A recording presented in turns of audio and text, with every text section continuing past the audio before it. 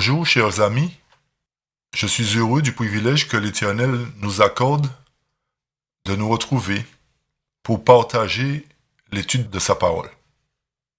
Avant d'entamer notre sujet, je vous invite à incliner la tête avec moi pour invoquer la présence de notre Dieu. Père éternel, Créateur du ciel et de la terre, je te loue, je te bénis, je te glorifie. Je te remercie, Seigneur, d'agir en chacun de nous. Que ton Saint-Esprit, l'Esprit de vérité, ouvre notre cœur, ouvre notre entendement, pour que nous puissions comprendre tout ce que tu as pour nous dans ta parole. Fortifie-nous, bénis-nous, nous t'avons prié. Au nom de Jésus-Christ, ton Fils, et pour ta gloire éternelle. Amen. Notre étude aujourd'hui est basée sur le chapitre 13 d'Apocalypse. Une étude très importante concernant des choses passées, mais des choses aussi présentes et à venir. Nous apporterons les évidences concernant tous les symboles représentés dans ce chapitre 13. Il y a beaucoup d'interprétations concernant cette bête léopard, concernant la blessure, concernant le chiffre 666.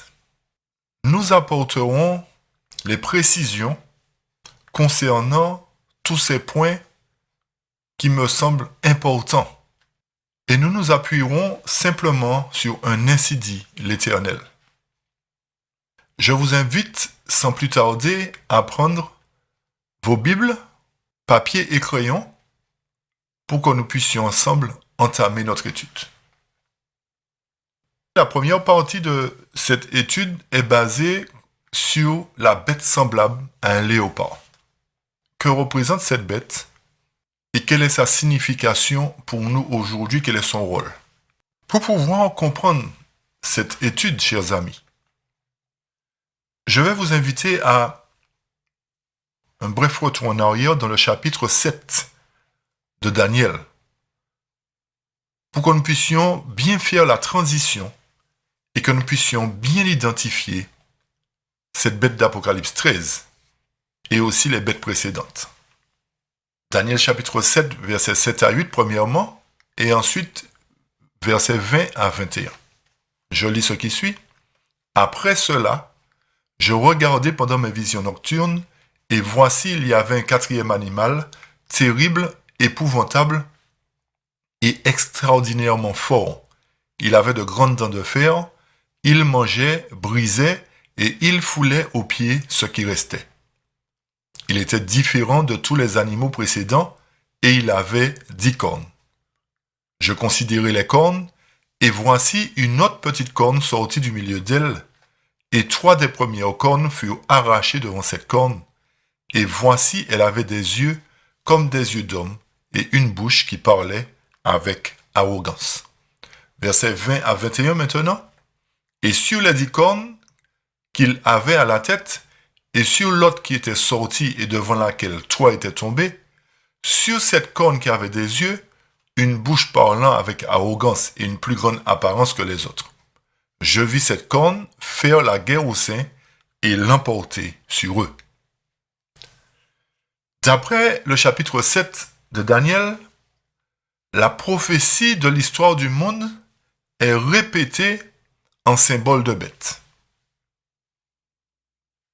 Les rois, représentés par les orteils de la grande statue, dans Daniel chapitre 2, sont cette fois-ci représentés par les 10 cornes de la quatrième bête indescriptible du verset 7. La raison de cette répétition est d'apporter la vérité sur la petite corne, c'est-à-dire le pouvoir papal au verset 8. Les 10 cornes, c'est-à-dire les 10 rois, se retrouvent à nouveau dans Apocalypse chapitre 13 verset 1. Pour souligner le temps de la prophétie, comme expliqué par Daniel, c'est-à-dire dans le temps de ces rois, le Dieu des cieux établira un royaume. La bête d'Apocalypse 13 représente la période qui suit Rome. Étant donné que le démantèlement de l'Empire romain provoqua l'existence de ces rois, cette bête d'Apocalypse 13 est également appelée Rome dans son état de décrépitude, symbolisée par la grande statue de Daniel 2, verset 42, dont les pieds et les orteils sont de fer et d'argile. Le fer est le métal représentant Rome et l'argile la partie en décrépitude. La combinaison de la bête dans Apocalypse 13, versets 1 à 2 dans sa composition est la preuve qu'elle entre en scène après les 4 grands empires universels, c'est-à-dire Babylone, Médo-Perse, Grèce et Rome. Elle devient à ce moment-là la 5e bête et elle représente la période qui suit la chute de Rome. Et j'apporte un texte pour montrer effectivement à quelle période nous nous situons dans la statue. Un texte qui se trouve dans Témoignages volume 1 en anglais, page 360. Notre position dans l'image de Nebuchadnezzar est représentée par les orteils, dans un état divisé et deux matériaux de charpente qui ne tiendra pas ensemble. La prophétie nous montre que le grand jour de Dieu est juste devant nous. Le texte nous dit que nous nous situons au pied de la statue, c'est-à-dire notre monde actuel est représenté par les orteils de la statue. Les pieds et les orteils de la statue. Notez que les 10 cornes des bêtes de Daniel 7, verset 7, et Apocalypse 13, verset 1, ainsi que les 10 orteils de Daniel 2, verset 42, représentent les mêmes 10 royaumes entre lesquels Rome fut divisée. Ces 10 royaumes personnifient la civilisation de la 5e période, c'est-à-dire la période dans laquelle nous nous situons, ou encore celle qui a suivi Rome jusqu'à notre temps, se prolongeant ainsi jusqu'à la seconde venue de Jésus-Christ, d'après Daniel chapitre 2, verset 44. Cette bête indescriptible de Daniel 7 représente Rome dans sa première phase. Cela indique par ces 10 cornes de manière prophétique qu'il doit y avoir 10 rois qui sortiraient de ce royaume, qui se lèveraient dans Rome. Et dans sa seconde phase, il est montré que la papauté devait s'élever, assujettir aux 3 rois et opprimer les saints du Très-Haut pendant une période de 1260 années. Notez bien, chers amis, qu'il y a 2 phases dans la bête indescriptible. Une phase païenne et une phase papale. C'est dans la phase papale que les 3 rois ont été opprimés, ont été mis de côté et que la petite corne a pris le pouvoir. Notez ce point très important que nous allons faire maintenant. Quand Daniel a eu sa vision, lorsqu'il a expliqué les bêtes, particulièrement la bête indescriptible, la 4e bête, il n'a pas fait mention de la chute de la monarchie romaine ou de la papauté. Il n'a pas non plus parlé concernant la réforme qui viendrait avant ou après 1798. Il n'a cité aucun de ces points. Et pour pouvoir comprendre ces éléments, nous devons consulter la révélation de la prophétie qui se trouve dans le chapitre 13 d'Apocalypse. Et c'est pour cette raison que je vous invite à être très attentifs pour que vous puissiez avoir suffisamment de lumière concernant ces points très importants. Le texte nous dit dans Apocalypse chapitre 13, « Et je me tins sur le sable de la mer, puis je vis monter de la mer une bête qui avait 10 cornes et 7 têtes, et sur ses cornes 10 diadèmes, et sur ses têtes des noms de blasphème. La bête que je vis était semblable à un léopard, ses pieds étaient comme ceux d'un ours et sa gueule comme une gueule de lion. Le dragon lui donna sa puissance et son trône et une grande autorité. Et je vis l'une de ses têtes comme blessée à mort, mais sa blessure mortelle fut guérie, et toute la terre était dans l'admiration derrière la bête. Et ils adorèrent le dragon parce qu'il avait donné l'autorité à la bête, ils adorèrent la bête en disant « Qui est semblable à la bête et qui peut combattre contre elle ?» Et il lui fut donné une bouche qui proférait des paroles arrogantes et des blasphèmes, et il lui fut donné le pouvoir d'agir pendant 42 mois. Et elle ouvrit sa bouche pour proférer des blasphèmes contre Dieu, pour blasphémer son nom et son tabernacle et ceux qui habitent dans le ciel. Et il lui fut donné de faire la guerre aux saints et de les vaincre, et il lui fut donné autorité sur toute tribu, tout peuple, toute langue et toute nation. Et tous les habitants de la terre l'adoreront, ceux dont le nom n'a pas été écrit dès la fondation du monde dans le livre de vie de l'agneau qui a été immolé. Si quelqu'un a des oreilles qu'il entende, si quelqu'un mène en captivité, il ira en captivité. Si quelqu'un tue par l'épée, il faut qu'il soit tué par l'épée. C'est ici la persévérance et la foi des saints. Ces versets que nous venons de lire nous apportent des éléments concernant la bête léopard d'Apocalypse 13, versets 1 à 10. Cette bête léopard est le seul symbole prophétique qui raconte, notez bien, la chute de la monarchie romaine, le couronnement des 10 rois, la blessure de la papauté, la réforme, la montée du protestantisme et la captivité du pape. Comme je vous ai dit précédemment, ces éléments-là, nous ne les trouvons pas dans le chapitre 7 de Daniel. Et c'est seulement Jean le révélateur à travers Apocalypse 13 qui nous apporte tous ces points importants. Remarquez bien que Jean voit une bête qui a 7 têtes, 10 cornes, et remarquez que ces cornes sont couronnées. Ça, c'est un point très important qu'il faut que nous soulignions. Ensuite, au niveau des têtes, il voit une tête comme blessée à mort. Il voit aussi une bête qui a des caractéristiques des autres bêtes précédentes, c'est-à-dire une tête de lion, des pattes d'ours et une peau de léopard, représentant ainsi les anciens royaumes. Cela nous montre que cette bête léopard représente le monde dans sa totalité. Et remarquez un point important que sur les 7 têtes, il y avait des noms de blasphèmes. Le texte nous dit « Et je me tins sur le sable de la mer, puis je vis monter de la mer une bête qui avait 10 cornes et 7 têtes.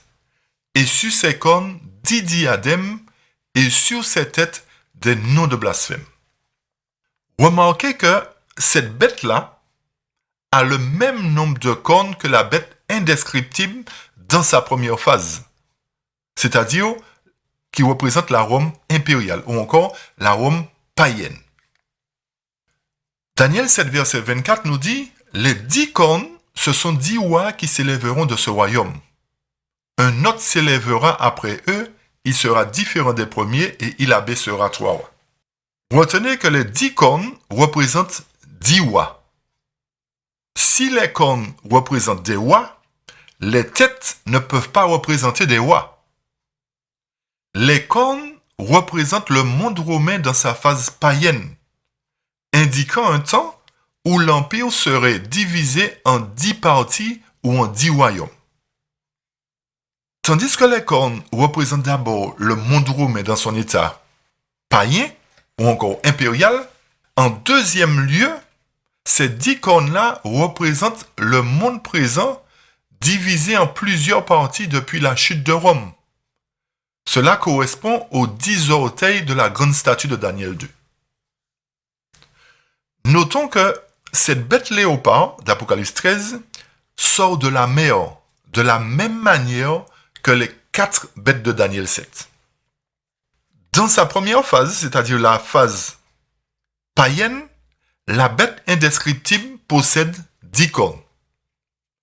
Dans sa seconde phase, représentée par la Rome papale, la petite corne arrive et 3 des 10 cornes sont arrachées, c'est-à-dire les Hérules, les Ostrogoths et les Vandales. Cela signifie qu'elles ne peuvent pas être réinstituées comme moi, parce qu'elles ont été arrachées. À partir de ce moment, les cornes réduites au nombre biblique de 7 signifient que la papauté devait régner sur le monde entier. Alors, pour quelle raison? C'est parce que le nombre, la parole inspirée nous apporte un élément concernant le chiffre 7. Le nombre des églises 7 indique la plénitude et est un symbole du fait que les messages s'étendent jusqu'à la fin des temps et ils sont encore en vigueur aujourd'hui. Alors, j'ai pris ce texte pour montrer que le chiffre 7 représente la plénitude. Et étant donné que les cornes ont été réduites au nombre de 7, cela nous montre que la papauté devait régner dans sa plénitude sur le monde entier. Le même nombre de cornes apparaît sur chaque bête de manière consécutive. Elles représentent toute l'ère du Nouveau Testament. Elles sont identifiées sur la bête indescriptible de Daniel 7, verset 7, sur la bête léopard d'Apocalypse 13 et sur la bête écarlate d'Apocalypse 17, verset 3. Tous ces faits-là rassemblés nous montrent que le nombre de cornes sert à signifier l'universalité. Il est donc clair que le nombre fixe de cornes, c'est-à-dire 10, est employé pour symboliser universellement les peuples et les gouvernements. Comme il n'y a pas de cornes sur la bête d'Apocalypse 13, versets 11 à 18, c'est-à-dire la bête qui monte de la terre, il n'y a pas 10 cornes sur cette bête-là. Cela confirme que la bête qui a 2 cornes signifie un système localisé. Cette bête, c'est-à-dire à partir du verset 11, je précise, à partir du verset 11 d'Apocalypse chapitre 13, cette bête qui monte de la terre n'est pas la même bête parce qu'elle possède 2 cornes, tandis que la bête indescriptible, la bête semblable à un léopard et la bête écarlate possèdent 10 cornes. Il faut bien faire la différence. Nous revenons au verset 2 et 3 d'Apocalypse 13. Le texte nous dit « La bête que je vis était semblable à un léopard, ses pieds étaient comme ceux d'un ours et sa gueule comme une gueule de lion. Le dragon lui donna sa puissance et son trône et une grande autorité, et je vis l'une de ses têtes comme blessée à mort. Mais sa blessure mortelle fut guérie, et toute la terre était dans l'admiration derrière la bête. » Remarquez, chers amis, que le dragon donne son pouvoir à la bête. Nous savons que la bête représente le monde entier, dirigé par les cornes. Dirigé par les cornes couronnées. Nous avons dit que les cornes représentent les rois. Et la bête représente la population, le peuple, qui est dirigé par ces 10 cornes. Alors, à partir du moment où le dragon donne sa puissance et son trône à la bête, il donne particulièrement son trône et son autorité aux dirigeants qui conduisent le monde comme Satan le veut. Un autre point, Jean le prophète voit une des têtes de cette bête léopard comme blessée à mort. Et il voit aussi la blessure guérie. Mais il y a un point particulier que Jean nous cite. Il nous dit que toute la terre était dans l'admiration derrière la bête. Notez que la terre n'est pas en admiration derrière la tête ou derrière la corne, mais derrière la bête. Nous apporterons les éléments nécessaires pour la compréhension de cette phrase tout à l'heure. Puisque ce fait rend le symbolisme incontestable, la bête semblable à un léopard vient dans la période succédant la chute de la Rome impériale. Retenez bien que cette bête léopard-là succède ou vient après la chute de la Rome païenne. Et cette période correspond aux pieds et aux orteils de la statue, le fer et l'argile de la grande statue de Daniel 2. Le texte nous dit « Et comme tu as vu les pieds et les orteils en partie d'argile de potier et en partie de fer, ce royaume sera divisé, mais il y aura en lui quelque chose de la force du fer, parce que tu as vu le fer mêlé avec l'argile. » En d'autres termes, la bête semblable à un léopard arrive à la fin de la période correspondant à la première phase de la bête indescriptible. Tandis que la seconde phase de cette dernière, c'est-à-dire la Rome papale, se poursuit jusqu'en 1798. Autrement dit, le déroulement de l'une empiète sur la course descendante de l'autre. La bête semblable à un léopard fut montrée à Jean, non pas alors qu'elle évoluait, mais lorsqu'elle arrivait sur sa fin. Je reprends ce point important. La bête semblable à un léopard fut montrée à Jean, non pas alors qu'elle évoluait, mais lorsqu'elle arrivait sur sa fin, car il dit « Mais sa blessure mortelle fut guérie ». Il vit la bête après que sa blessure mortelle fut guérie, car il emploie le passé « fut ». Daniel 7, verset 25 nous dit « Il prononcera des paroles contre le Très-Haut, il opprimera les saints du Très-Haut et il espérera changer les temps et la loi, et les saints seront livrés entre ses mains pendant un temps, des temps et la moitié d'un temps. » Notez que Daniel vit l'histoire future représentée par les bêtes, tandis que Jean vit le passé. En d'autres termes, Daniel vit ce que la bête devait accomplir, tandis que Jean vit ce que la bête avait accompli. Je reprends ce point. Daniel, à travers les différents textes de Daniel et d'Apocalypse, nous voyons par là que Daniel, lui, vit l'histoire future représentée par les bêtes, tandis que Jean vit l'histoire passée. En d'autres termes, Daniel vit ce que la bête devait accomplir, tandis que Jean vit ce que la bête avait accompli. Nous allons considérer maintenant les couronnes et les cornes. J'espère que toutes ces explications-là vous permettent de bien situer la bête léopard.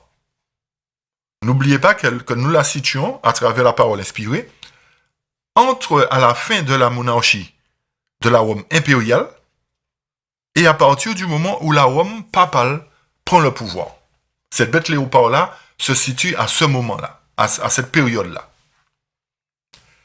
Au sujet de la bête qui avait 10 cornes et 7 têtes et sur ses cornes 10 diadèmes, que nous lisons dans Apocalypse chapitre 13, Jean déclare « Et je vis l'une de ses têtes comme blessée à mort. » La tête blessée représente la papauté blessée par Martin Luther qui fut originellement symbolisée par la corne dite de tête de la bête indescriptible indiquant uniquement le pouvoir et l'autorité papale. Alors, je vais apporter des éléments pour montrer effectivement que cette bête que nous disons qui parlait avec arrogance, qui avait des yeux et une bouche qui parlait avec arrogance, nous montre effectivement que c'est bien le pouvoir papal. Mais le pouvoir papal est représenté par deux choses. Une corne, nous avons dit que les cornes représentent le pouvoir civil, et les têtes représentent le pouvoir religieux. Alors, pour qu'il y ait combinaison pouvoir politique ou religieux, il faut qu'il y ait tête plus corne, c'est-à-dire pouvoir religieux plus pouvoir civil. Et notez ce point, chers amis, qui est très important. Et c'est là où il y a des interprétations qui sont fausses. Comme je viens de vous citer, la tête blessée représente la papauté blessée par Martin Luther, pas par le général Berthier. Ce fait est très important à considérer. Cela va nous permettre de comprendre pour quelles raisons aussi la blessure a été guérie. Nous allons comprendre à partir de ce moment ce qui a permis à la blessure d'être guérie. Notez que la bête semblable à un léopard représente la papauté lorsqu'elle est blessée, ainsi que l'emprisonnement du pape. Ainsi, à partir de cela, les deux bêtes, c'est-à-dire la bête indescriptible de Daniel chapitre 7 et la bête semblable à un léopard, se chevauchent. Je reprends. Ces deux bêtes-là, c'est-à-dire la bête indescriptible de Daniel chapitre 7, qui avait une petite corne et une bouche qui parlait avec arrogance, et la bête semblable à un léopard, ces deux bêtes-là se chevauchent. Nous avons dit que la bête léopard commence son parcours à partir de la chute de la Rome impériale jusqu'à 1798. Et la bête indescriptible commence au même endroit, à partir de la chute de la Rome impériale, c'est-à-dire de la Rome païenne. Par conséquent, alors que la bête indescriptible représente la papauté dans sa seconde phase, c'est-à-dire Rome papale, elle est décrite en deuxième lieu en tant que bête semblable à un léopard. J'espère que c'est clair, chers amis. C'est-à-dire que ces deux bêtes-là marchent en même temps. Que ce soit la bête indescriptible dans sa deuxième phase, c'est-à-dire la Rome papale, et la bête léopard, ces deux bêtes-là avancent en même temps. Ils ont commencé leur cheminement après la chute de la Rome païenne. Pour quelle raison? Nous allons le comprendre. Une de ces bêtes-là révèle l'autorité tyrannique et l'autre décrit la chute de cette autorité tyrannique. Pourquoi? Parce que la petite corne devait avoir le pouvoir et opprimer les saints du Très-Haut pendant 1260 années. Or, la bête semblable à un léopard également ouvrit sa bouche pour proférer des paroles, et il lui fut donné le pouvoir d'agir pendant 42 mois. Le nombre de mois est équivalent à un temps, des temps et la moitié d'un temps, ou encore 1260 jours, ou encore 1260 années, en considérant 30 jours par mois. Cela nous montre que ces deux bêtes-là ont accompli leur mission pendant le même nombre de temps. Alors c'est pour cette raison que nous disons, dans une certaine mesure, notez bien, dans une certaine mesure, que la bête semblable à un léopard représente la papauté. Mais nous verrons dans une autre phase que la bête léopard représente aussi le monde moderne dans lequel nous nous trouvons maintenant. Nous apporterons les éléments. Avec l'emprisonnement du pape Pie VI et sa mort le 19 août 1799, il y a une certaine transaction qui eut lieu entre la bête indescriptible et la bête semblable à un léopard. La tête et les cornes furent enlevées d'une bête et placées sur l'autre pour ainsi dire. La bête indescriptible avait 7 cornes, plus une petite corne qui parlait avec arrogance. Et à partir du moment où le pape a été fait prisonnier, qu'est-ce qui s'est passé? Eh bien, c'est à ce moment-là qu'il y a eu une transaction et que la tête et les cornes furent enlevées d'une bête, c'est-à-dire de la bête indescriptible, et furent placées sur la bête léopard dans sa phase actuelle.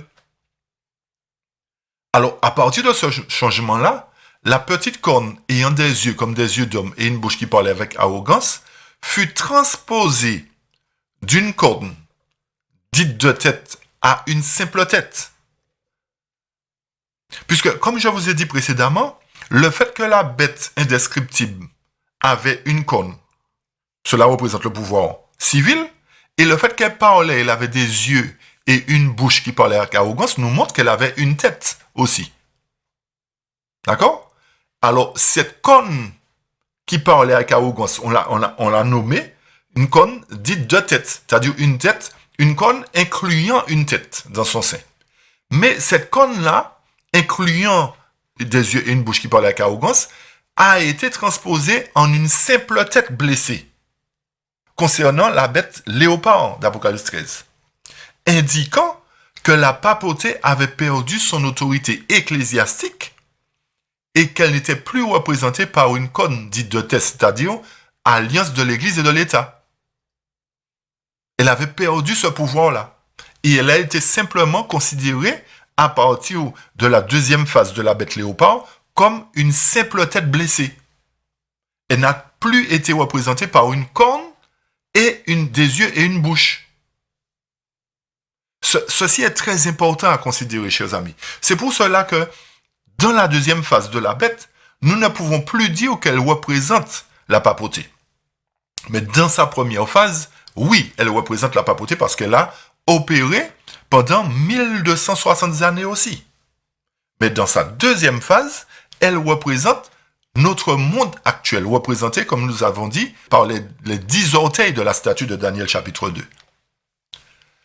Alors, comme cet événement-là achève la période prophétique des 1260 années de Daniel 7, 25 et d'Apocalypse 13, verset 5, il en découle que les cornes de la bête semblable à un léopard sont toutes couronnées. Ce qui signifie que l'État est maintenant indépendant de l'Église. Les couronnes sur les cornes signifient la chute de la monarchie romaine, et cela indique aussi que les 10 rois symbolisés par les 10 cornes de la bête indescriptible ont reçu le royaume. Rappelez-vous que dans la première phase de la bête indescriptible, c'est-à-dire la phase païenne, il y avait 10 cornes. Dans la deuxième phase, c'est-à-dire la phase papale, il y a 3 cornes qui ont été arrachées. Et concernant la bête léopard, nous voyons à nouveau qu'il y a 10 cornes. Cela ne veut pas dire que les 3 qui ont été arrachés ont retrouvé leur pouvoir, mais que 10 royaumes devaient s'élever de cette nation romaine pour prendre le pouvoir, pour prendre le contrôle de l'humanité. Et c'est pour cela que nous précisons que les couronnes sur les cornes signifient la chute de la monarchie romaine. Ça voudrait dire qu'à partir de ce moment-là, ce n'est plus Rome qui dirige le monde, mais ce sont les 10 cornes couronnées qui dirigent le monde. Rappelez-vous une fois de plus que les cornes représentent le pouvoir civil. À partir de cela, nous voyons, chers amis, clairement que Rome a fait son temps et qu'aujourd'hui, les 10 cornes, autrement dit les 10 orteils, dirigent le monde. Cela voudrait dire aussi que ces 10 cornes-là ont reçu le royaume, ont fini par avoir le royaume. Remarquez que sur la bête d'Apocalypse 13, les 10 cornes et les têtes sont toutes présentes. Ensemble. Il n'y a pas de cornes et de têtes qui ont apparu à partir de ce moment-là d'une manière successive. Mais ces cornes et ces têtes ont apparu tous ensemble au même moment quand j'en les vois. Quand j'en vois cette bête, j'en vois les 10 cornes et les 7 têtes présentes au même moment sur la bête. Le texte nous dit « Puis je vis monter de la mer une bête qui avait 10 cornes et 7 têtes, et sur ces cornes 10 diadèmes. » N'oublions pas le fait que toutes les cornes, les couronnes et les têtes sont présentes sur la bête. Quoi que puisse symboliser cela, tous, comme j'ai dit, doivent exister au moment où la blessure mortelle fut guérie. Si cela n'était pas le cas, les têtes et les cornes seraient apparues l'une après l'autre, comme ce fut le cas pour la petite corne et les 3 autres qui furent arrachées sur la bête indescriptible. Cela nous montre que c'est différent, totalement différent. La bête léopard est totalement différente. La bête semblable à un léopard, dans la phase où elle est blessée, doit servir à indiquer de manière prophétique la condition que connaît la civilisation actuelle. C'est pour cette raison que, dans cette phase-là, il est important de comprendre quel est le rôle de cette bête léopard-là. Ça ne servirait à rien que l'Éternel répète cette mention-là pour nous montrer que c'est simplement la papauté qui est représentée par cette bête. Non, c'est que l'Éternel a des éléments supplémentaires à nous donner concernant cette deuxième phase de la bête léopard. Nous allons considérer le symbole des têtes. Nous avons donné des éléments, nous allons approfondir ces éléments. Il est impossible que les cornes et les têtes soient des gouvernements civils ou des rois. Si les cornes représentent le côté politique, les têtes, elles, ne le peuvent pas. Puisque Jean dit de la bête semblable à un léopard, et je vis l'une de ces têtes comme blessée à mort. Comme la tête qui fut blessée représente un système religieux, forcément, toutes les autres têtes doivent alors représenter des organisations religieuses. Car toutes les têtes sont semblables, sauf celle qui est blessée. Il est évident à partir de cela que les symboles servent à révéler le côté civil, c'est-à-dire les 10 cornes, et le côté religieux du monde actuel, représenté par les 7 têtes. Nous avons dit que les couronnes sur les cornes représentent l'autorité civile. Si les couronnes étaient placées sur les têtes, comme sur le dragon d'Apocalypse 12, verset 3, cela signifierait que les églises utilisent le bras civil de l'État pour propager leurs dogmes, comme au temps de la Rome impériale et papale représentés par le dragon, c'est-à-dire au pouvoir politico-religieux. Or, puisque les couronnes sont placées sur les cornes, cela prouve que l'État est indépendant de l'Église. Ces points-là sont très importants, chers amis, à considérer. Si les couronnes étaient placées sur les têtes, comme dans Apocalypse 12, cela montrerait que les églises utiliseraient le bras civil, comme au temps des Juifs, pour propager leurs fausses croyances.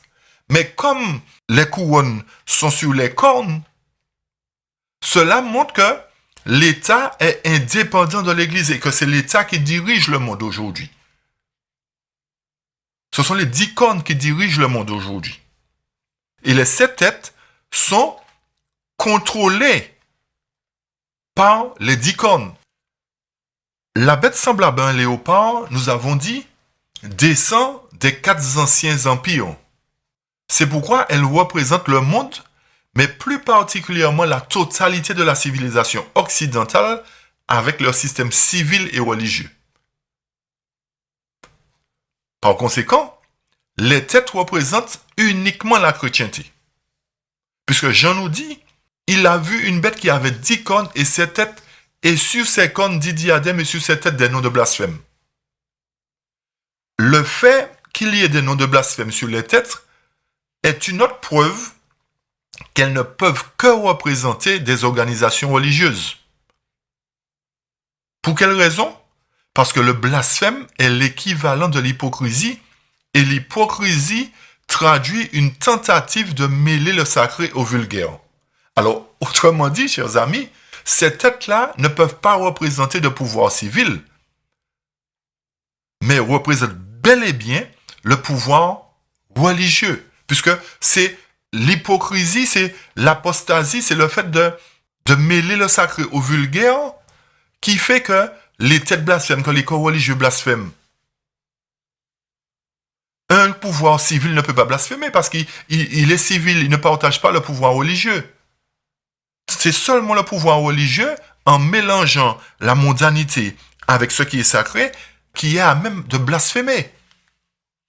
Cela nous montre effectivement, cela confirme que les 7 têtes sont bel et bien des corps religieux.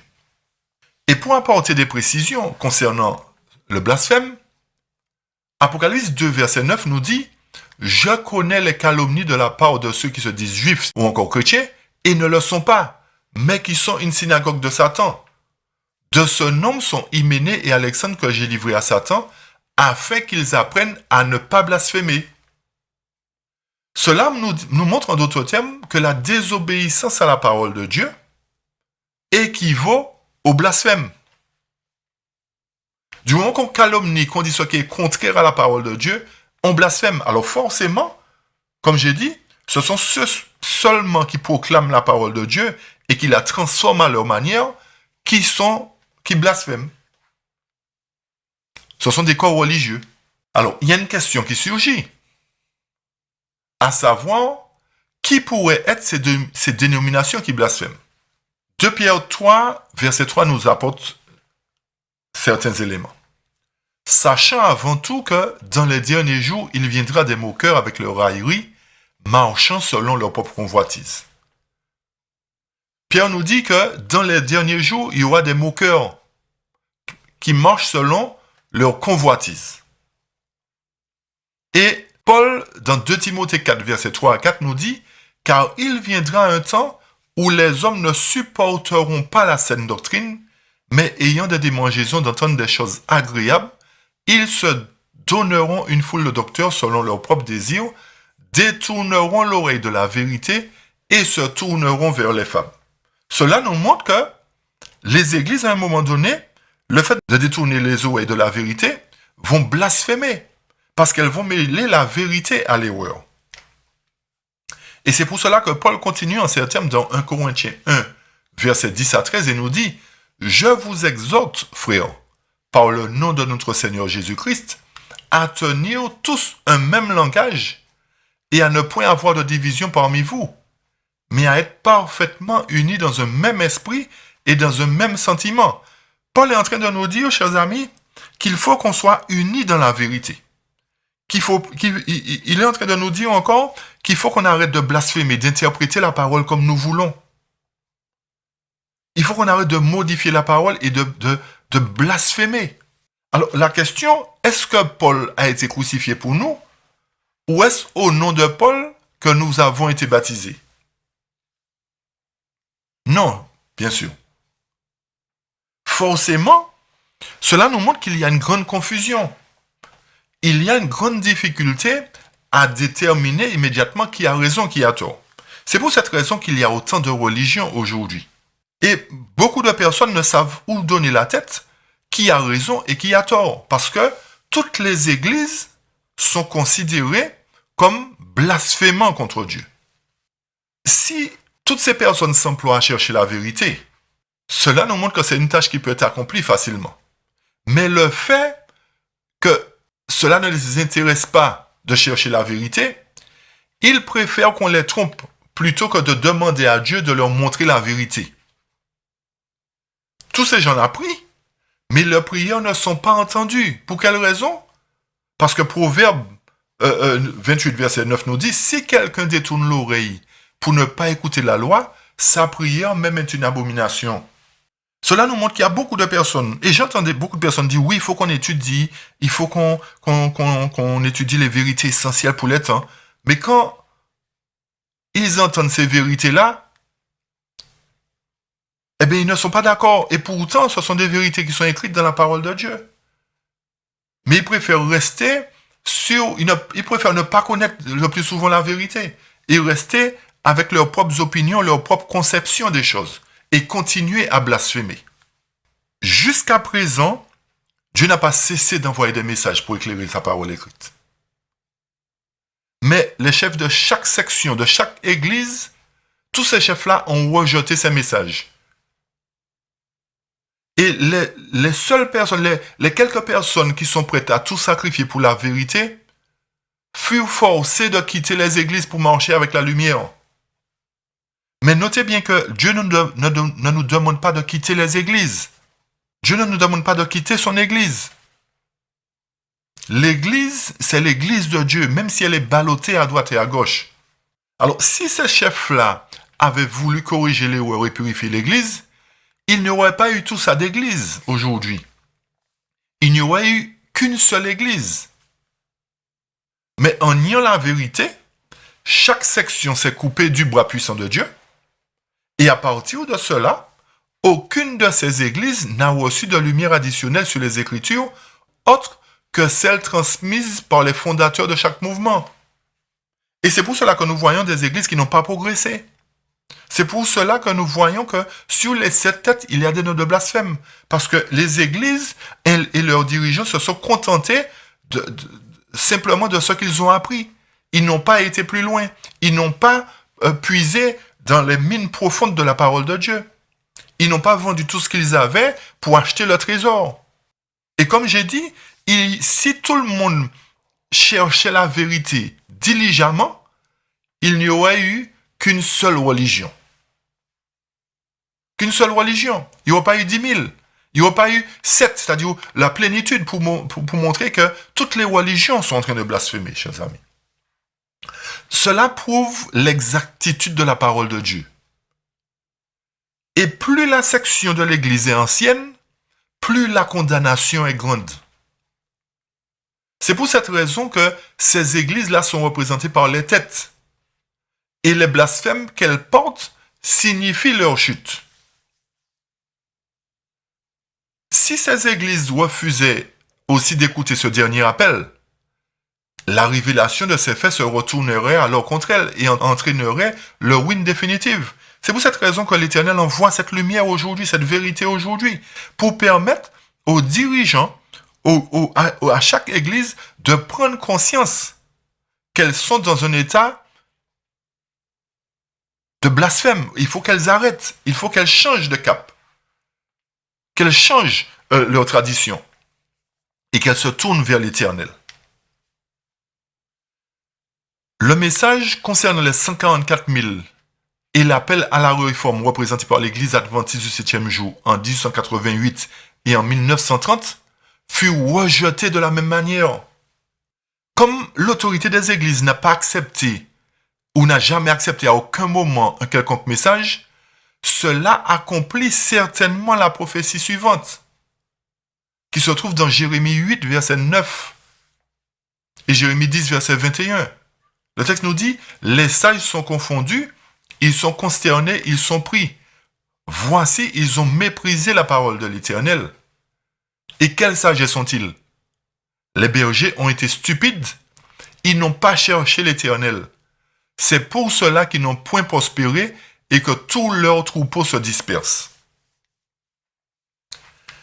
Puisque l'histoire de l'Église est ainsi, et que la dernière section, c'est-à-dire les Laodicéens,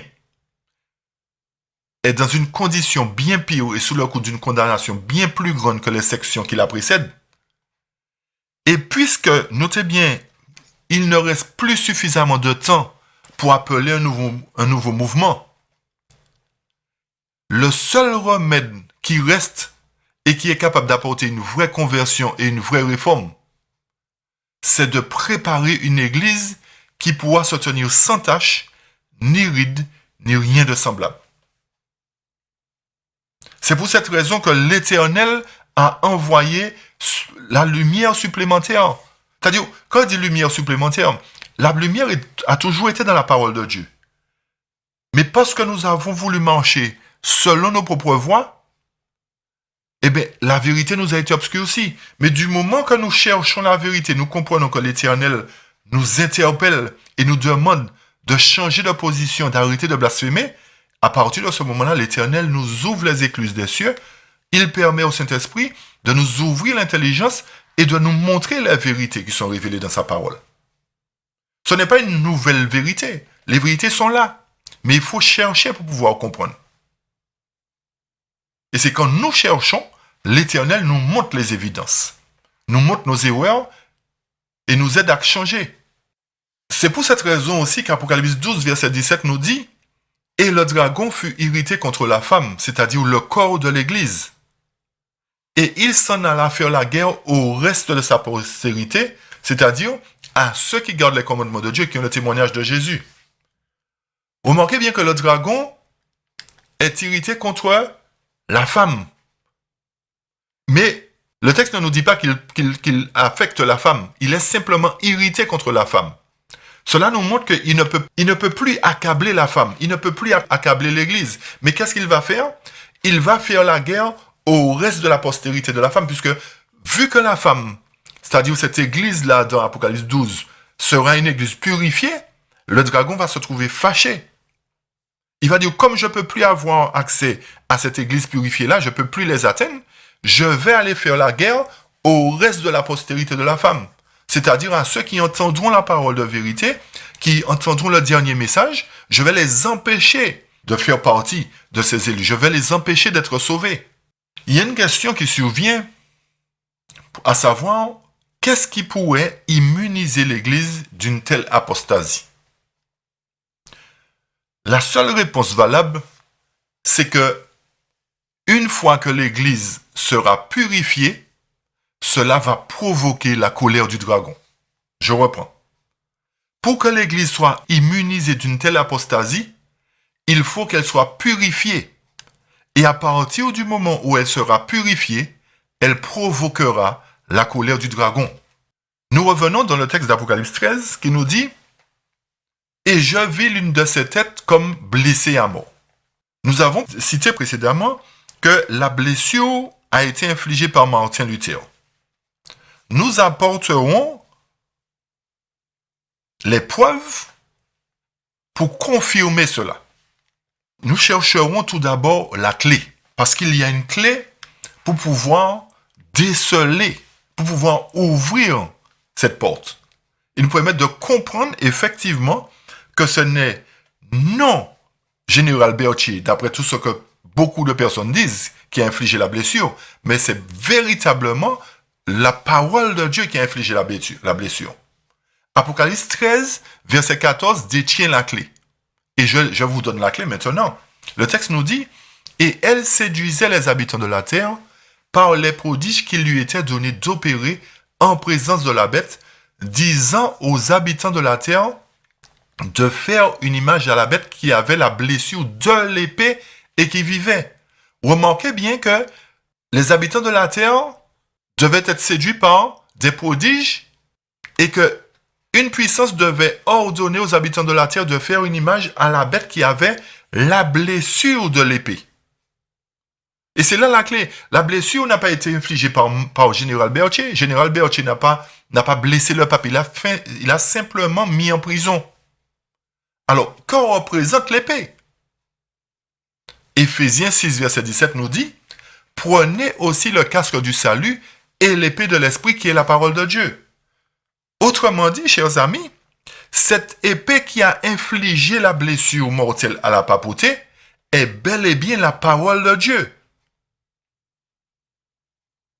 Et c'est cette même parole de Dieu que Martin Luther a utilisée qui a renversé le papiste. La tragédie des siècles à la page 140 nous donne une ébauche déjà.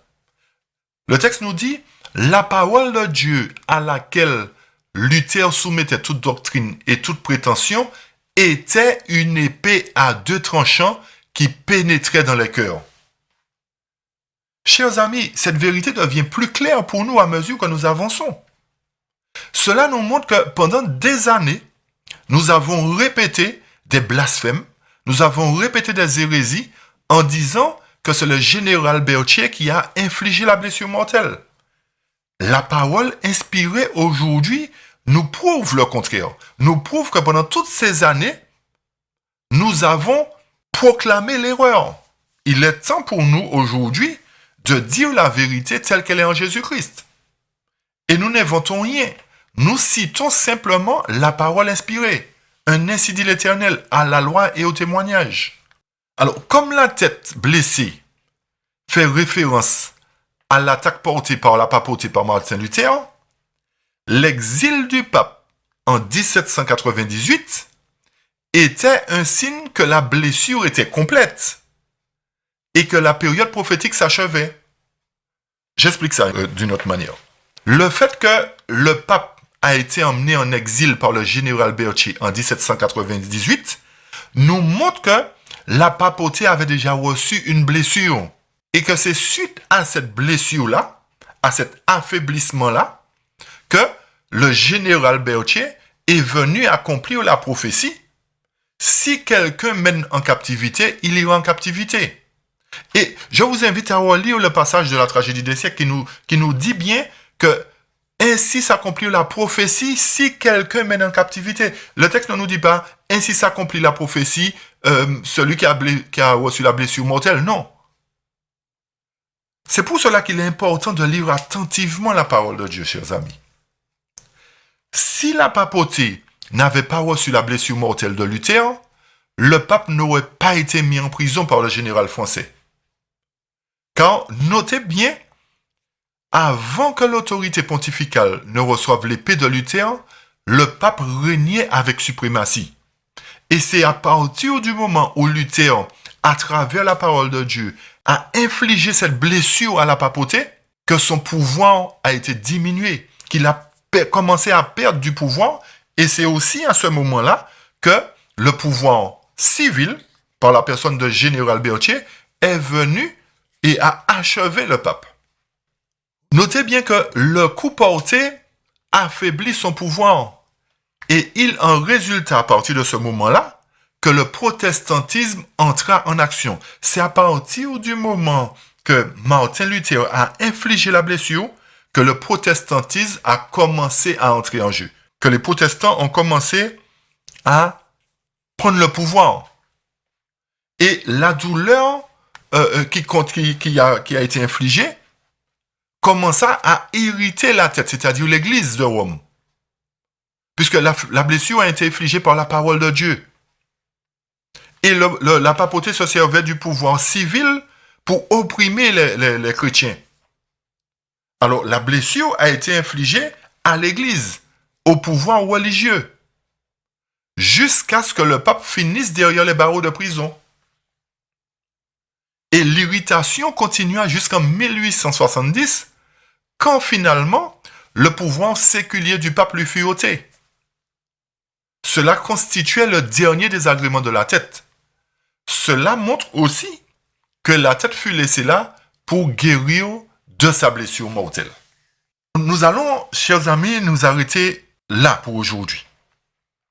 Nous allons entamer la deuxième partie de l'étude pour apporter la précision supplémentaire qui nous montre qu'effectivement, la papauté a été blessée par la parole de Dieu. Je vous invite à nous rejoindre pour la suite de cette étude. Et j'espère que tous ces éléments que nous avons apportés vous a permis d'ouvrir les yeux et de comprendre qu'il est temps pour chacun de prendre position pour la vérité et d'arrêter de blasphémer, d'arrêter de suivre l'homme, mais de suivre un ainsi dit l'Éternel. Que Dieu vous bénisse, chers amis, qu'il vous accorde sa grâce et que son Saint-Esprit illumine nos cœurs et nous aide à comprendre l'évidence de la parole. Que son nom soit glorifié et béni, et je vous retrouve pour la suite de notre étude. Amen.